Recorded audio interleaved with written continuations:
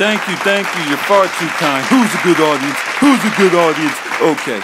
Welcome to the Ballistic Report. I am your talented host, Ike Moore, and this is the show where we break down pop culture. Now, it's a little bit of a slow week this week, but I thought you guys still deserve my opinions on all things going on in the lovely world of pop culture. So, without further ado, let's get started, shall we?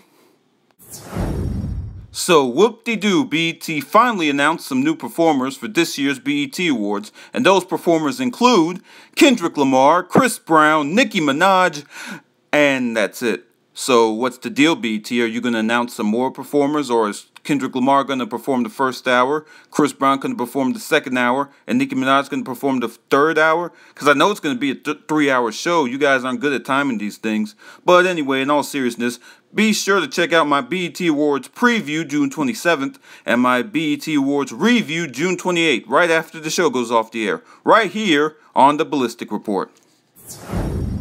Woo! Okay, this next story involves Beyonce, but I can't seem to focus with this seductive picture of her on the screen.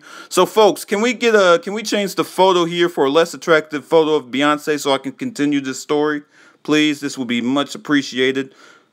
Oh, come on, that's even more attractive. Okay, you know what? I'm going to continue the story anyway.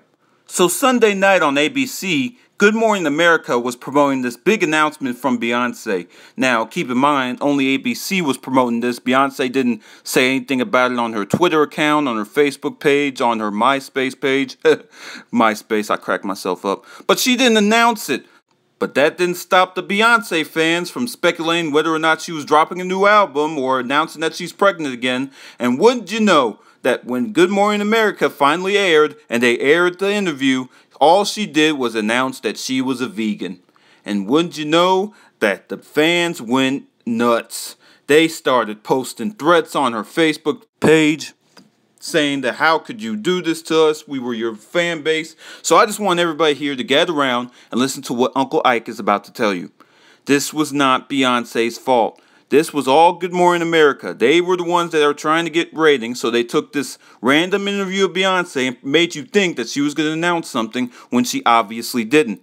And besides, she's not the type to make announcements anymore. This is Beyonce. She can drop anything at any time. Remember that album she dropped a few years ago? That was without any promotion or anything. So she's not going to announce anything. She's just going to do it. So everybody just calm down. All the Beyonce fans hold hands and sing Kumbaya. Everything's going to be fine. Speaking of outraged fans, Simpsons fans were furious this week when they heard the possibility of Homer Simpson and Marge Simpson getting a divorce in the new episodes of The Simpsons starting this September. Wow, that's a mouthful.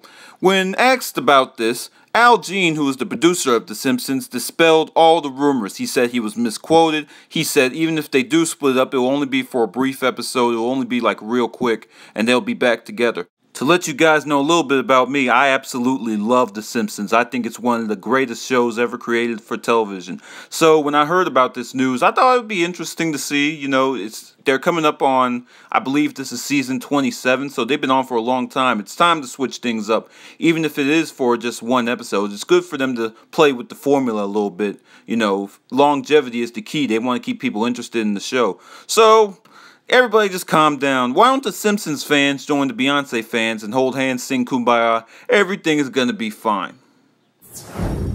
And finally, this is an interesting story. So Jerry Seinfeld did an interview on ESPN Radio, and he made the comment that he doesn't do college campuses anymore because he finds that young people these days are too politically correct. He finds that they tense up anytime there is an out there joke. So this has caused a debate of whether or not comedians should adapt to this politically correct world or should they keep doing what they're doing. Now, I'm not going to spend too much time on this, but what I will say is this.